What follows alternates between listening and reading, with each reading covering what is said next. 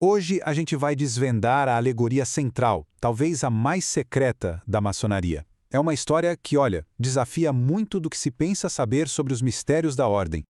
E veja bem, não é uma história qualquer, não. Estamos falando do drama simbólico que é, literalmente, a base do grau de mestre maçom.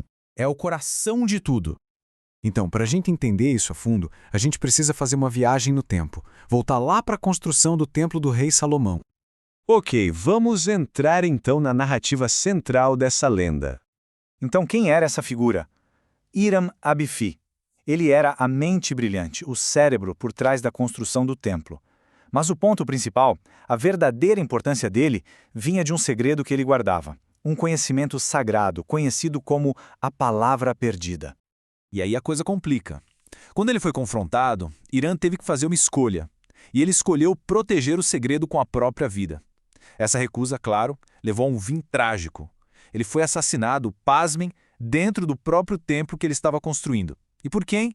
Justamente por aqueles que queriam o conhecimento dele, mas sem ter o mérito para recebê-lo. Mas olha, essa história vai muito além de um simples conto de moralidade. Os personagens aqui, eles representam uma luta que é, na verdade, atemporal. E o que é realmente interessante aqui é que o conflito não é só entre pessoas, sabe? É um conflito de ideias. De um lado você tem a integridade, a disciplina de Ra, do outro, os vícios dos assassinos, a ignorância, a inveja e a ambição sem limites. São essas as forças que, no fundo, destroem qualquer construção virtuosa. Então, o ponto crucial aqui é este. A morte de Hiram é uma grande alegoria. Ela simboliza o sacrifício que, às vezes, é necessário para proteger a verdade. Proteger de quem? Daqueles que não são dignos dela, que a usariam para fins puramente egoístas. Para a gente entender essa lenda de verdade, a gente precisa ir ainda mais fundo, mergulhar no simbolismo universal que está por trás de tudo isso. É que na maçonaria, a ideia de morrer não significa um fim, mas sim uma transformação profunda.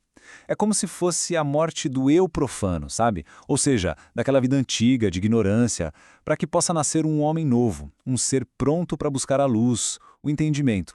E essa ideia conecta a história de Hiram a um arquétipo superpoderoso, um arquétipo universal. Ele meio que se junta a outras grandes figuras mitológicas, como Osíris, lá no Egito, um deus que também morre e renasce, simbolizando aquele ciclo eterno de vida, morte e ressurreição.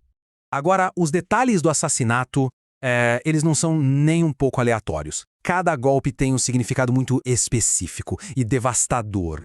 Isso aqui é brilhante, porque ilustra um ataque progressivo, passo a passo, às faculdades centrais de um ser humano. Pensa bem, primeiro um golpe na garganta, silenciando a voz da verdade. Depois, um golpe no peito, violando o coração, a honra. E, por fim, o golpe fatal, na cabeça, destruindo a razão, o intelecto. É uma destruição sistemática.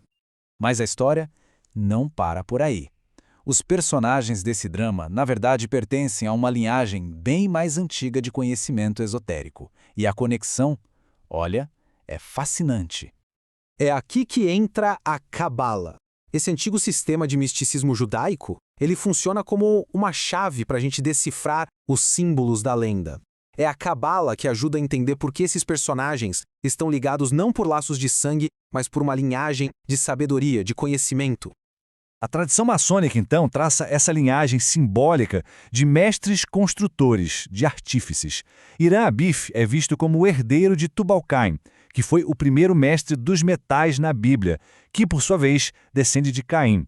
O que todos eles têm em comum são figuras que dominam as artes da transformação, seja a transformação do metal ou a transformação de si mesmos. Então tá, depois de desvendar todas essas camadas, fica a pergunta: qual é a mensagem final de tudo isso?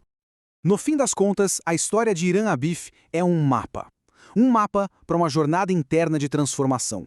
O assassinato, na verdade, representa a nossa própria luta contra os nossos vícios, contra a ignorância, a inveja, a ambição, para que um novo eu, mais iluminado, possa finalmente renascer. E é por isso que, no final, a lenda não entrega uma resposta pronta. Ela deixa uma pergunta no ar. Se Hiram é esse mestre que existe dentro de cada um, que palavra perdida é essa que todos nós estamos procurando?